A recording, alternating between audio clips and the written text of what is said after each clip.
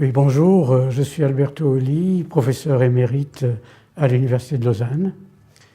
J'aimerais vous présenter aujourd'hui une approche systémique du système de santé.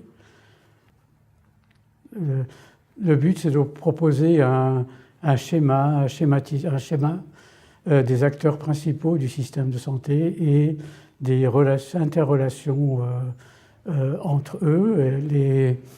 Les acteurs principaux étant les producteurs de soins, les assureurs et bien sûr les patients qu'on appelle consommateurs en économie de la santé. Et donc ce système est représenté d'une manière générale par une triade, c'est-à-dire un triangle qu'on appelle une triade médicale.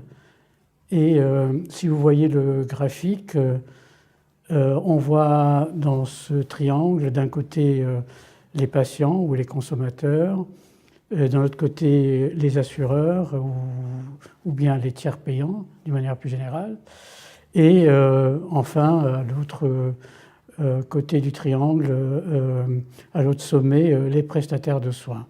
Et finalement, ceci est encadré dans un système dans lequel l'État est considéré comme régulateur du système et non pas forcément comme producteur de soins ou comme assureur. Donc il est essentiellement régulateur du système de santé.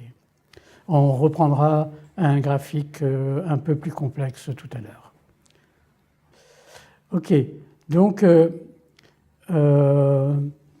du point de vue du financement du système de santé, c'est un peu de cela que je vais vous parler. Il y a trois fonctions essentielles dans un système de santé. D'une part, la collecte des revenus. D'autre part, la mise en commun des ressources.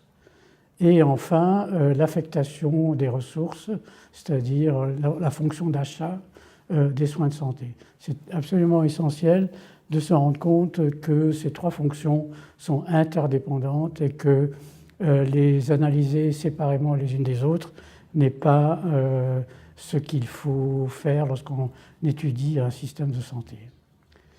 Donc la collecte des ressources, c'est tout simplement le moyen par lequel le système de santé perçoit les contributions qui sont apportées soit par les ménages, soit par les entreprises, soit par les diverses institutions. Donc il y a de cette façon plusieurs manières de collecter les revenus. Bien entendu, tout le monde sait que les impôts constituent une des façons de financer le système de santé, mais selon les autres systèmes, il peut y avoir des cotisations obligatoires à une caisse d'assurance maladie, mais aussi on peut avoir des cotisations facultatives auprès de caisses privées, caisses qui sont des assurances maladie privées et qui sont généralement fonction du risque. Et il faut se rendre compte aussi qu'un des éléments du financement important, c'est le paiement direct aux prestataires de soins. En anglais, cela s'appelle out of pocket. C'est un terme qu'il faut qu'on connaisse parce que c'est souvent utilisé. Et il y a un point également qu'on devrait connaître plus amplement et notamment lié à certaines modifications de système de santé, notamment aux États-Unis, c'est ce qu'on appelle les comptes d'épargne santé, dans lesquels les individus affectent une partie de leurs ressources de manière obligatoire à un compte d'épargne. Donc, au fond, si on regarde de nouveau ces formes de financement, on peut les distinguer en deux. L'un qu'on appelle le prépaiement, c'est-à-dire tout ce que l'on paye avant toute utilisation du système de santé, et puis le paiement au moment de l'utilisation. Et ces deux aspects sont importants parce qu'ils mettent en évidence des questions liées à l'équité au niveau du financement des systèmes de santé.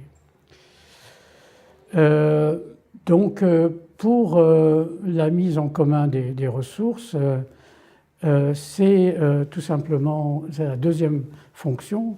C'est tout simplement, ça consiste à accumuler et à gérer l'ensemble des revenus qui sont perçus et c'est traditionnellement la fonction d'assurance au sein d'un système de santé. Donc, et ça permet de répartir en fait les divers risques entre les divers membres du système de santé. Alors la troisième fonction, qui est extrêmement importante dans les systèmes de santé, je dirais qu'à l'heure actuelle, c'est celle que l'on considère comme étant la plus importante. La troisième fonction, qui est en fait à l'heure actuelle la fonction considérée principale, c'est ce qu'on appelle l'achat des soins de santé, qui sont tout simplement, c'est un processus par lequel les fonds qui sont collectés sont ensuite redistribués aux prestataires de soins en fonction des interventions qui sont effectuées par eux.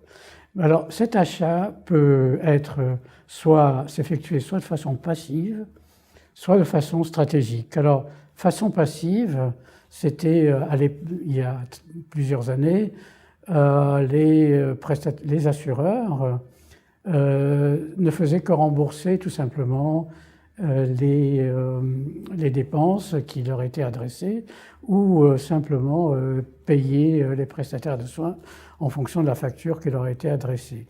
À l'heure actuelle, on n'opère plus comme ça.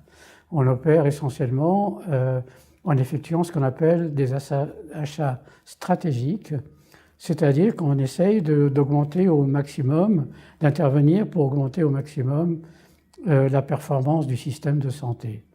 Donc cela s'effectue de plusieurs façons. L'une d'elles, peut-être la première, c'est quelles sont les interventions qu'il a lieu d'acquérir, c'est-à-dire c'est le catalogue des prestations. Le catalogue des prestations est sans doute le premier élément sur lequel s'opère la fonction d'achat, parce que autrement, si une prestation ne figure pas dans une certaine liste, l'assuré doit payer l'intervention de sa poche entièrement. Donc cette partie-là est essentielle. Et ensuite, une fois que l'on connaît les prestations, comment effectuer les interventions, quelle est la nature des interventions qui sont acceptables ou pas, quels sont les prestataires de soins qui peuvent intervenir, comment payer les prestataires de soins et éventuellement aussi intervenir dans le management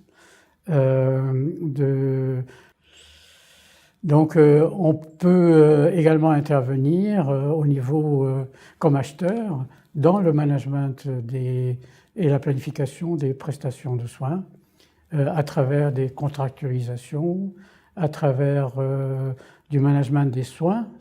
On appelle en anglais le care management, ce n'est pas exactement la même chose que le managed care qui est spécifique à une certaine pathologie, mais le care management, c'est s'occuper de l'ensemble des soins d'un patient.